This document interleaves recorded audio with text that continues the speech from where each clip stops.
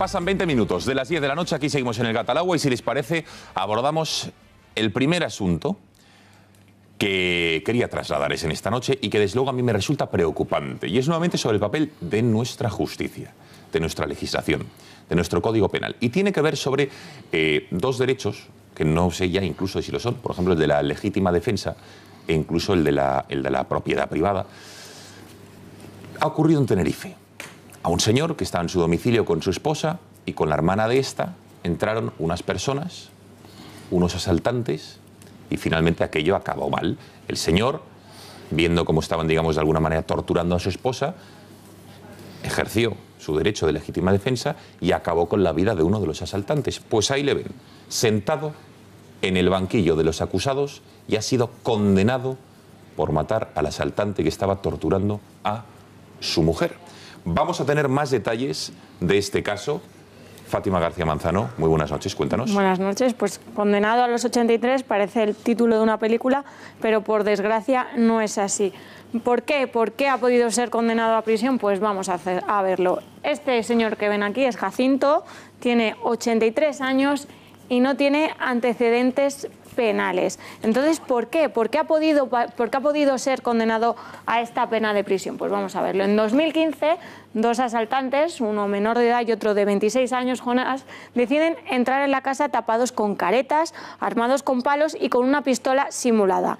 No era la primera vez que lo intentaban, pero ese día sí consiguieron entrar y comenzaron a golpear a su mujer e incluso llegaron a romperle la mano y los amenazaron de muerte.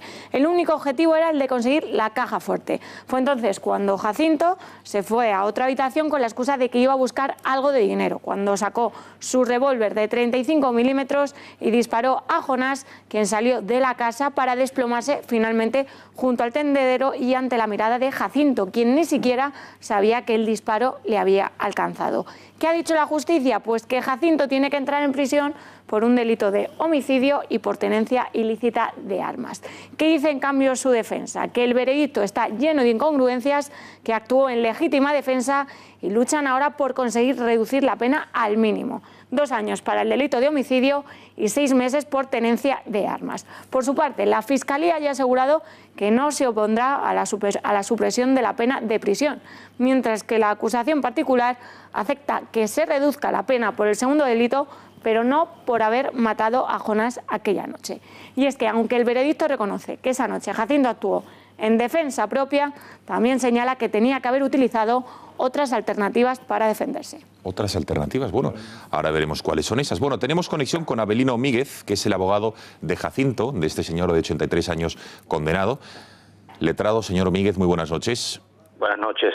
Bueno, gracias por atender la llamada del gato. Bueno, cuéntenos, porque desde luego el caso es tal y como lo ha descrito nuestra compañera Fátima García Manzano, ¿dónde queda el derecho, la legítima defensa para disparar al asaltante que entra en el domicilio de uno?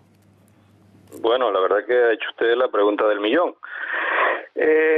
Nosotros entendíamos que efectivamente él era... o sea, se le debía aplicar la legítima defensa como eximente completa, porque, como bien ha dicho la señora que ha narrado, actuaba en defensa propia, en defensa de su esposa, a la que estaban machacando vilmente, también de sus bienes, porque habían entrado sorpresivamente en su domicilio. Hizo un primer disparo al suelo para que los dos atacantes efectivamente huyeran, les dijo que se marcharan. Uno de ellos efectivamente se fue, pero el otro se quedó y se viró hacia él, o sea, se voltea, y es en ese momento que nosotros entendemos que no tenía otra alternativa a don Jacinto, porque entiende que ese señor le va a dar con lo que tiene en la mano, que es una patacabra. Levanta la pistola, alza la pistola así un poquito y efectúa el segundo disparo. Yo entiendo que no tenía otra alternativa, no tenía. El jurado dice que había otra opción y pues que me diga cuál. O sea, yo no la veo. Pues y ahora nos enfrentamos, que todavía no ha salido sentencia, pero a un veredicto de culpabilidad, digamos atenuada, efectivamente, porque reconocen la legítima defensa.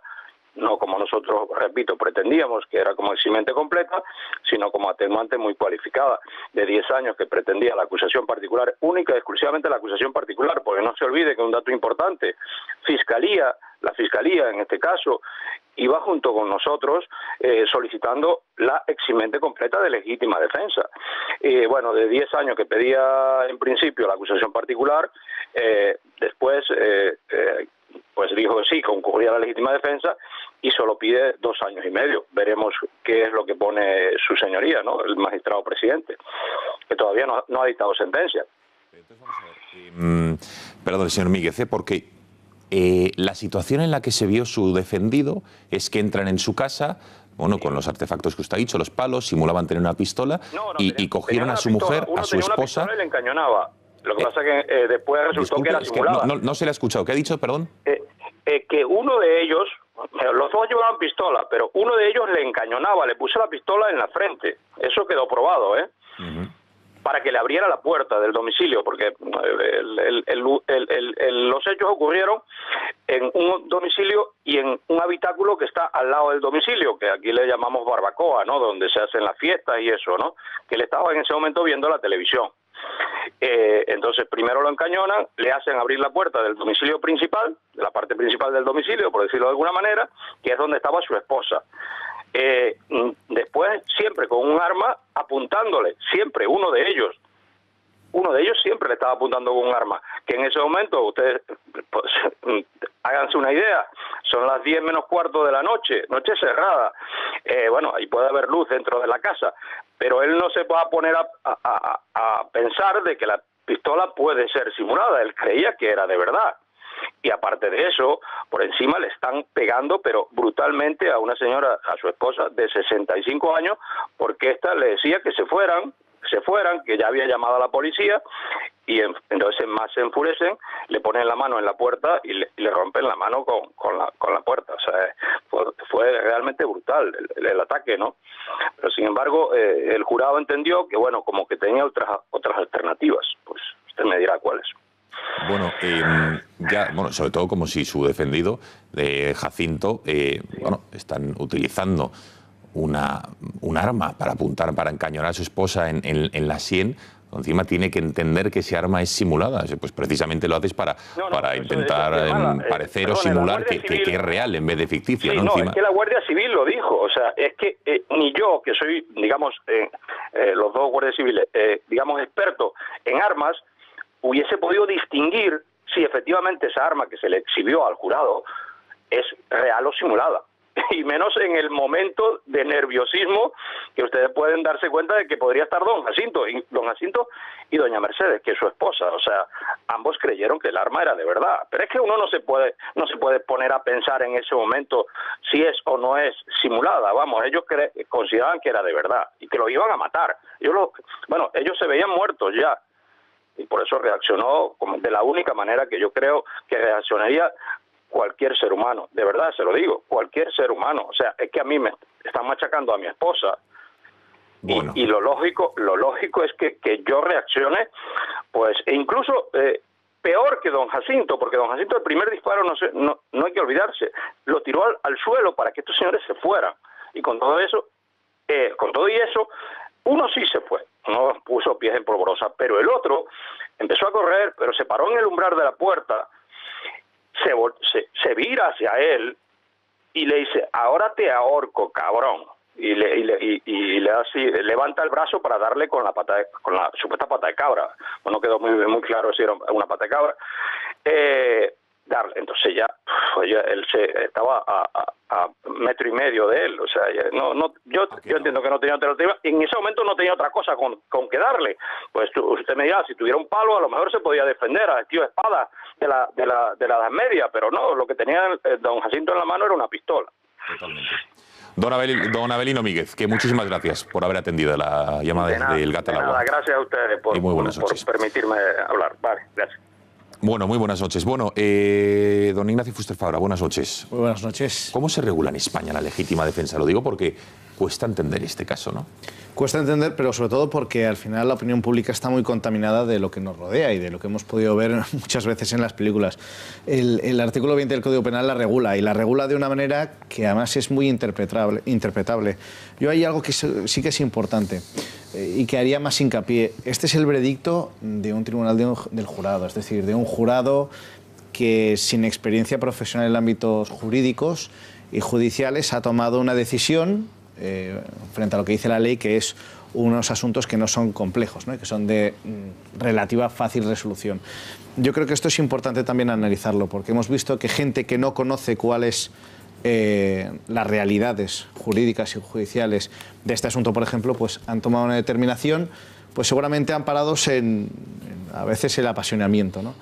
Creo que este tipo de asuntos muchas veces los juzgados profesionales, los jueces y magistrados son los que tienen que llevar la batuta. El artículo 20 lo regula, vienen los requisitos, pero hay mucho más dentro de esa legítima defensa y dentro de lo que es un asunto como este, como puede ser con la legítima defensa, y que la proporcionalidad no se puede evaluar solo si lleva una pistola o no lleva una pistola, sino el número de personas que intervienen, la situación de estrés que se le genera a la víctima, la situación de estrés que se genera también con los familiares de la víctima. Y en ese mismo momento es cuando uno entiende perfectamente cuál es la circunstancia que ha llevado a esta persona a defender lo que es su ámbito personal y familiar y sus propios bienes, ¿no? Esto es importante porque queda ahora la sentencia del juez, y por mucho que haya un veredicto y se manifieste en algún sentido, como puede ser el condenatorio, yo creo que su señoría va a valorar muy mucho todos los aspectos que hay y que rodean a este asunto, porque llama la atención. Pero ¿cómo es posible que en España sea tan complicado, alambicado, la legislación al respecto de la legítima defensa? Es decir, porque yo puedo entender que en otros países puede haber polémica y demás, pero oiga, si está uno en su domicilio, en su piso, con su familia, su mujer en este caso, su cuñada, y entran unos asaltantes a punta de pistola, entiendo que no sé, aquí está la tenencia de armas, tal, que es otro tema regular, pero desde luego te tienes que defender con todo lo que puedas, ¿no? Sí, pero hay un apartado que es la proporcionalidad, ¿no? Alguien tiene que en este caso la ley se regula, y alguien tiene que manifestar que esa proporcionalidad en esa legítima defensa está adecuada a las acciones que se realizan. Claro, ¿cuál es la proporcionalidad? Si tiene un palo, tiene un arma simulada, ¿cuál es el arma que puede utilizar quien se quiere defender? Claro, ahí es donde entramos en ese debate jurídico que puede existir y que diga, bueno, pues efectivamente podría haber utilizado, como dice el veredicto, una alternativa que no sea tan lesiva. Bueno, es que según se ha leído en los medios y por lo que he podido ver en los medios de comunicación y lo que se ha manifestado, eran dos personas que ya habían sacado unas armas simuladas, que por cierto también es delito según el Código Penal, utilizar una arma simulada para cometer este tipo de hechos, y además ya se habían hecho actos violentos en los cuales se torturaba o se estaba realizando una serie de actos pues, que lesionaban a su mujer, y en este caso pues, este señor, que además tiene 83 años, con dos jóvenes enfrente, con plenas facultades, con plenas fuerzas para poder actuar, entiende que lo más proporcional para repeler esa agresión es utilizar una pistola. Luego es verdad que entramos en el capítulo de la licencia de armas, si no la tiene o no la tiene, y también un dato que he leído, que es acerca del número de serie de la pistola, que al parecer no estaba del todo claro. Pero independientemente de eso, tenemos que centrarnos en el objeto, que es la agresión a una persona de 83 años, que no es una edad, vamos a decir, fácil ni cómoda para repeler una agresión, porque ya es una persona de mucha edad, con dos jóvenes que iban encapuchados, bueno, en este caso con caretas, que llevaban dos pistolas. Pueden ser falsas o no, pueden ser simuladas o no, pero llevaban dos pistolas, y por la noche uno en una situación de estrés y de alteración no puede vislumbrar si es verdad o no es verdad. Y en ese momento uno tiene que actuar porque el bien jurídico que tiene que proteger en este caso, la persona de 83 años es la vida de su mujer y su propia vida. Entonces, para la gente que nos esté viendo, y esperemos que nadie tenga que verse en una situación similar como la que se vio Jacinto, ¿cómo tiene que reaccionar uno? Porque para empezar, los nervios, la tensión, la noche no se ve, bueno, muy bien, eso ya te están asaltando, pero ¿cómo hay que reaccionar? Bueno, la jurisprudencia dice que la proporcionalidad está en, por ejemplo, un disparo de aviso, si se utiliza un arma, de fuego en este caso, y en el caso de que los agresores no lleven una arma, no lleven una pistola, no lleven un arma de fuego, pues habrá que utilizarse un medio que sea menor para poder repeler en este caso, la agresión. O sea que efectivamente, si tuviese un palo, pues tendría que utilizar un palo. Si le agredieran dos personas solamente con las manos y sin ningún tipo de armas, pues la proporcionalidad está en defenderse en cuerpo a cuerpo. Claro, es surrealista y es un poco kafkiano lo que estamos planteando, pero la ley exige que esa proporcionalidad siempre vaya en detrimento de la propia víctima. Bueno, reflexiones al respecto de este caso, desde luego, no exento de polémica y que hace cuestionarse muchas veces la legislación y la justicia. A mí me parece perfectamente proporcionada la respuesta. Es más, lo raro es que no hubiese disparado a los dos, que sería lo lógico. Es decir, si uno no defiende a su mujer y a la hermana de su mujer y su casa, ¿qué va a defender? Lo que me sorprende es que haya sido un jurado, desconozco si son 6 u 8, porque esto contado así, aleatoriamente elige esas 6 que pasen por la calle y es imposible que a un señor de 83 años lo metan en la cárcel por esto. Si tiene armas ilícitamente, entiendo que eso esté penado, pero por defenderse, no. Y yo creo que este hombre no va a entrar en la cárcel. Es decir, el indulto, aunque esté cayendo casi en desuso, deberá ser utilizado para este caso, porque francamente defenderse con un disparo de aviso y frente a 2 personas jóvenes, he leído, porque yo esta mañana, sin saber el tema que venía, lo he visto en prensa y no me lo creía. He indagado y en las declaraciones del chico, del menor agresor que se salvó, el ladrón dice que en el lugar de este hombre, él hubiese matado a los 2, o sea, el chaval delincuente. Por tanto, que de hecho, para conceder el indulto, el que la víctima, una de las víctimas, consideren adecuado el indulto es también un motivo para que el gobierno actúe. Por tanto, me parece francamente inconcebible. Algún capítulo en esta película nos hemos debido perder, porque francamente este señor no debe entrar en prisión. Bueno, no es que nos perdamos un capítulo, es que si cogemos literalmente la ley y somos escrupulosos, claro, hay muchos conceptos que jurídicamente pues sí que pueden ser aplicables y son válidos, como puede ser la tenencia ilícita de armas, como es el mero hecho de no tener esa licencia y haberla utilizado, y además, por ejemplo, haber borrado o parcialmente borrado un número de serie. Eso es un delito también, claro.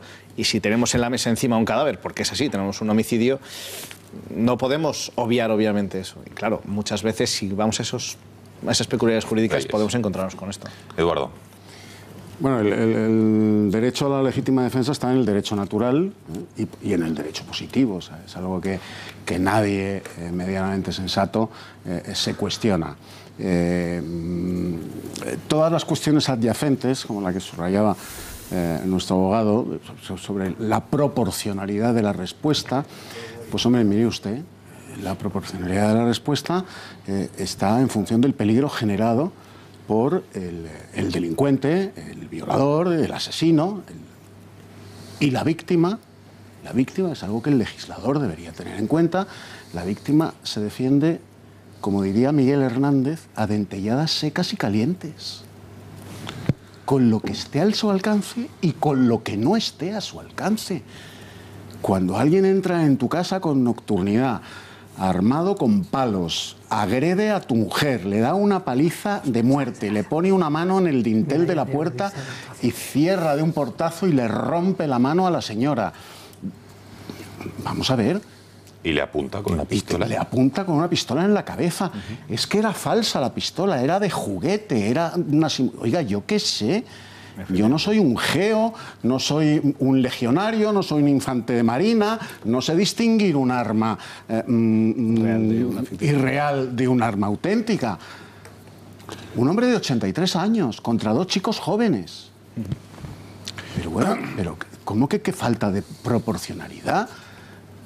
La lógica no se aplica. Pero bueno, pero el legislador ¿en qué piensa? ¿Cuánta gente compone? ¿El legislador en qué piensa? O sea, cuando a alguien le agreden a su familia, a sus hijos, a su mujer, a su hacienda, la víctima, si tiene la templanza, el valor y la iniciativa de hacerlo, se defiende con todo lo que esté a su alcance. Y gracias que este hombre además hace un tiro, pega un tiro intimidatorio, un tiro disuasorio. Que ahí es donde está la proporcionalidad para avisar qué es lo que va a suceder. Y claro, cuando ve que el otro se le viene encima, pues le pega un tiro. Pues claro que sí. Miguel. De todas formas, yo tengo entendido que entre los delincuentes hay un aforismo que dice: si eres culpable, que te juzgue un juzgado popular. Si eres inocente, que Dios quiera que tengas un juez profesional. ¿Por qué se ha decidido que fuera el jurado? No, porque está previsto en la ley. ¿Está previsto en la ley? Sí, porque la competencia objetiva en este caso es del jurado. Claro. Ya lo ha dicho antes Ignacio, estamos ante un delito de los específicamente previstos para ser enjuiciados por el jurado y no revestía, no tenía una complejidad que aconsejase que lo tuviera que juzgar un tribunal profesional, ¿no? Puesto que Ignacio ya ha solventado la parte técnica y además, pues como es propio de él, muy bien. El problema aquí está en que efectivamente cuando tienen que valorar hechos, personas que no son profesionales, que no están acostumbradas a ese tipo de cuestiones, pues depende mucho, en el jurado depende mucho de muchos factores. Yo, que no soy precisamente un defensor de este sistema de enjuiciamiento, valoración, pues no quiero profundizar en eso, pero a mí me parece que esto es revelador de que efectivamente al jurado habría que introducirle algunos matices en la regulación, al tribunal del jurado. Tú has preguntado antes una cosa muy concreta, en este caso, y puesto que te pueden hablar siempre de proporcionalidad, sobre eso ya ha dicho Ignacio lo que era procedente, ¿qué hay que hacer? Has dicho tú, Gonzalo, ¿no?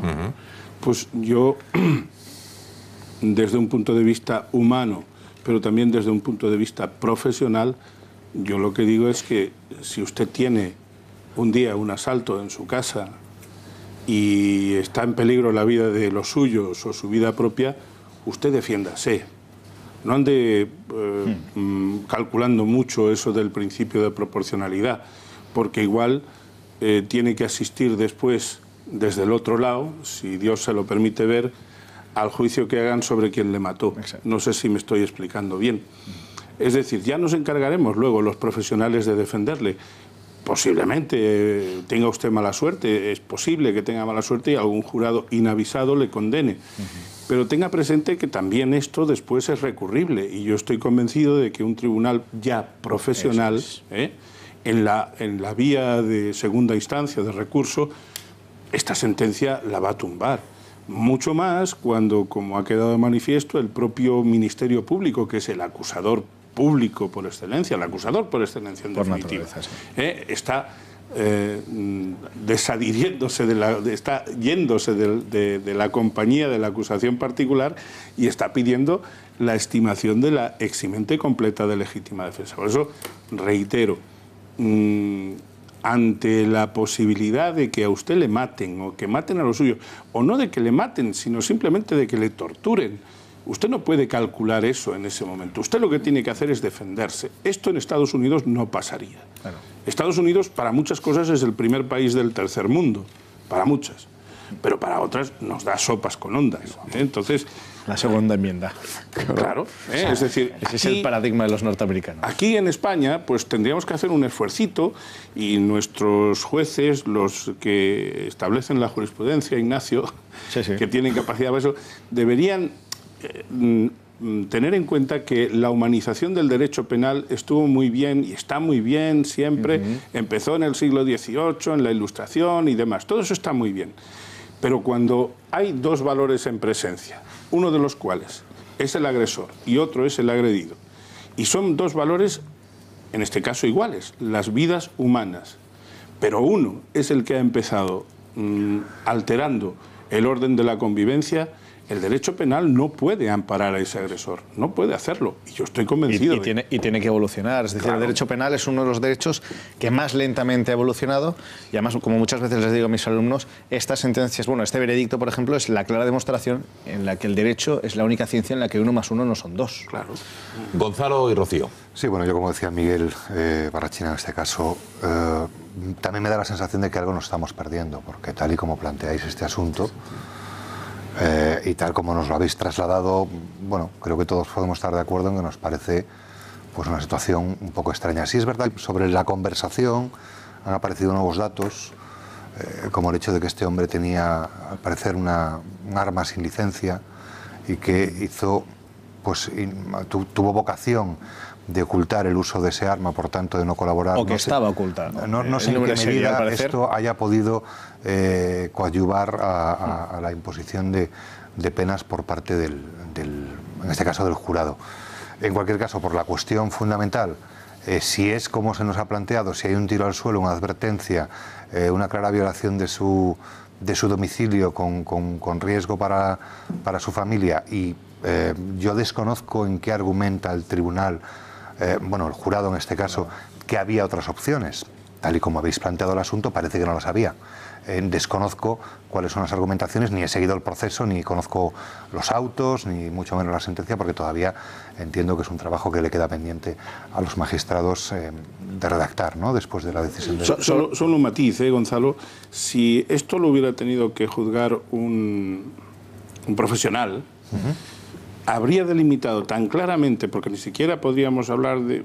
Pues sí, podríamos hablar técnicamente de un concurso, pero habría delimitado tan claramente lo que es el delito de tenencia ilícita de armas de lo que es haber utilizado ese arma para la comisión de un delito en aplicación de esa atenuante, de esa eximente completa de legítima defensa, que no se habría dado lugar a la discusión. Es decir, eso un jurado, porque no son técnicos en derecho, lo puede confundir. Un juez no. Bueno, Miguel, en la imagen salía 2 años y 6 meses por la tenencia ilícita de armas y otros 2 años por la comisión del homicidio.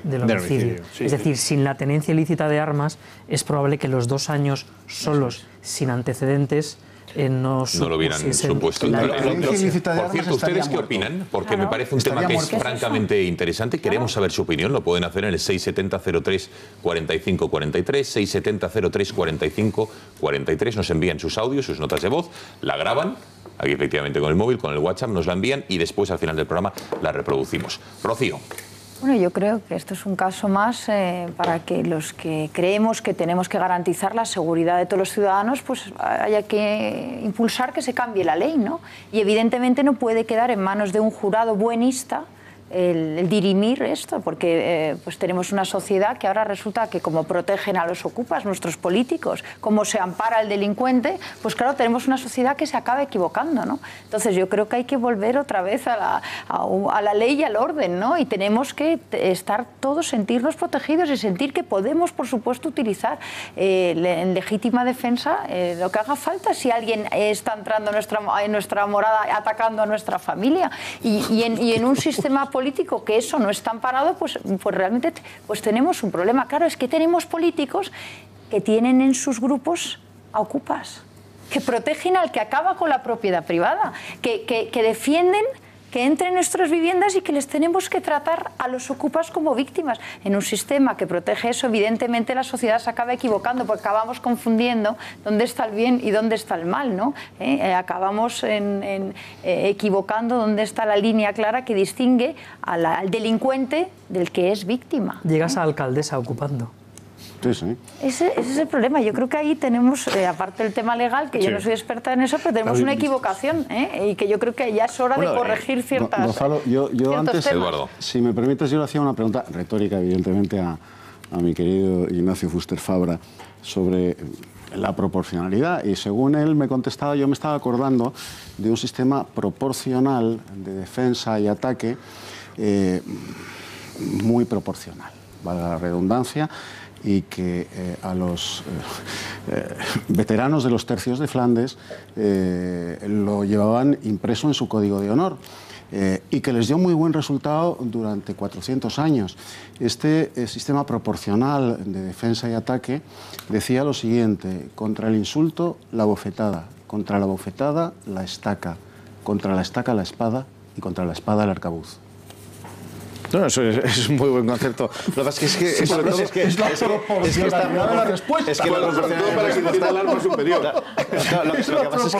proporcionalidad de respuesta a día de hoy, según nuestro Código Penal, no es al superior, sino es al inferior. Es decir, si alguien le va a dar con una estaca, la bofetada, y si va a dar una bofetada, el insulto. Sería la respuesta proporcional, lo cual es un poco surrealista. Y un dato que también es importante: lo que no se ha dado cuenta, yo creo, en el veredicto del jurado, es que estamos hablando de una persona de 83 años, que por muy bien que esté este señor, y por muy bien que haya declarado, y se le vea con muchas energías y se le vea con mucha fuerza, no deja de ser una persona de 83 años. Y es una persona que en una situación de tensión como ha podido existir, no tenía absolutamente ninguna posibilidad de salir adelante, en este caso repeler esa acción contra dos jóvenes en plenas facultades y supuestamente con armas. Era materialmente imposible. Y ahí es donde se ve. Lo raro es que resistiera su corazón, ¿eh? Efectivamente. Lo raro es que su corazón en ese momento hubiera hecho alguna mala jugada. Seguiremos el caso de Cado. Pediremos todos el indulto, ¿no? En el caso de que el juez no estime la. Pero es que el juez lo va a estimar y además yo creo que esa sentencia no la van a ejecutar. No la ejecutarán. Bueno, estaremos atentos y se lo contaremos. Juan Ignacio Fuster Fabra, gracias por haber estado esta noche en El Gato. Muchas gracias. Muy amable como siempre. Buenas noches.